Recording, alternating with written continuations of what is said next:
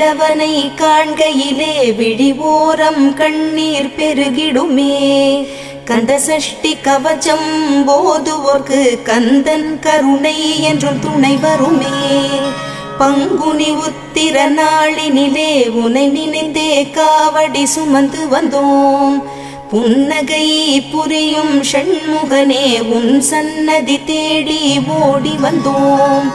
உன் பதம் பணிவது என் தவமே, என் மனதில் நிறைந்திடும் உன் முகமே.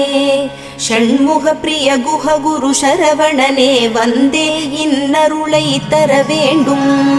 தென்பழனி மலையில் ஆண்டி முகம், சென்னிமலையில் முருகனின் கருணை முகம். மன ஆறுதல் தந்திடும் ஆறு முகம், தருவாய் பக்தருக்கு 100 வரும். கோதையர் இருவர் மலை மேலிருக்க, திருமுருகனும் எழில